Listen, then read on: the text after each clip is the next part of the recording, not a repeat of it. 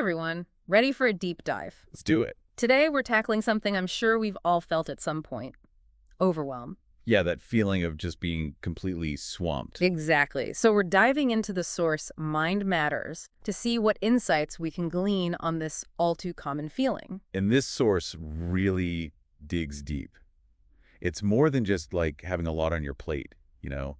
It's that feeling of being stretched thin mentally and emotionally. Ugh, yes, it's the worst. Like when your phone's blowing up with notifications, you've got a million tabs open on your computer, and your to-do list is longer than a CVS receipt. Totally. And Mind Matters really highlights how modern life kind of just throws all that at us at once, you know? Right. It's like this constant barrage of information and stimulation. Yeah, and on top of that, there's this pressure to, like, excel in every area of life. No wonder we feel overwhelmed. It's honestly a miracle any of us function at all. Right.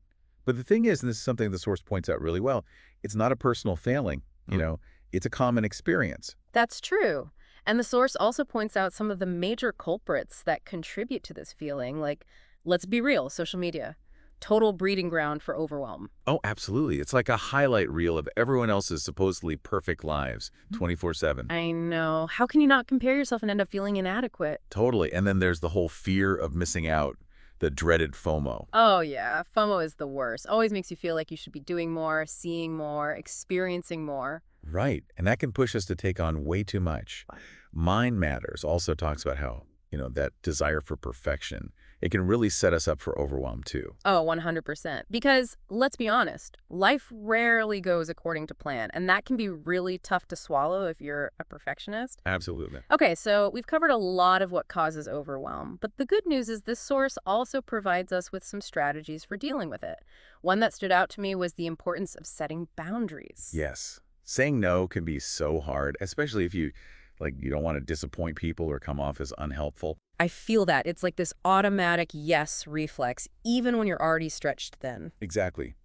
But the source reminds us that it's crucial for protecting our time and energy, saying no. Have you found that to be true in your own life? 100%. Like there's that saying, you can do anything, but you can't do everything.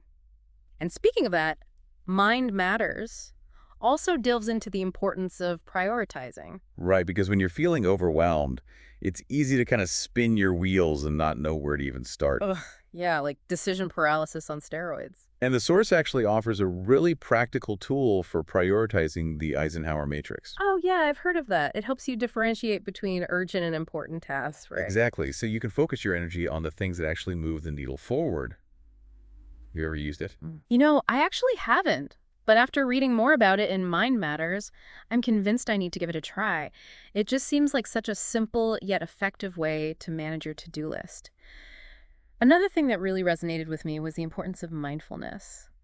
Even just taking a few minutes each day to breathe and center yourself can make a huge difference. It really can, just like hitting the pause button on the chaos for a minute. Exactly.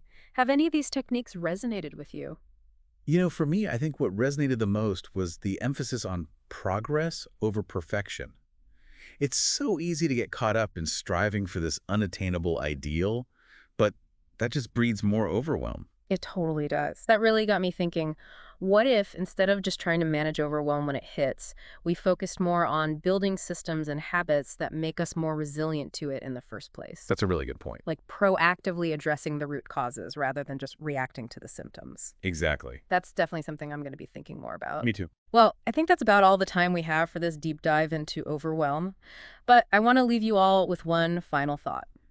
It might seem overwhelming at times, but remember, feeling overwhelmed doesn't have to be your default setting. Right. Like this source shows, there are things you can do to take back control. Exactly. So what will you do today to feel a little bit more in control? Thanks for joining us for this deep dive. Until next time.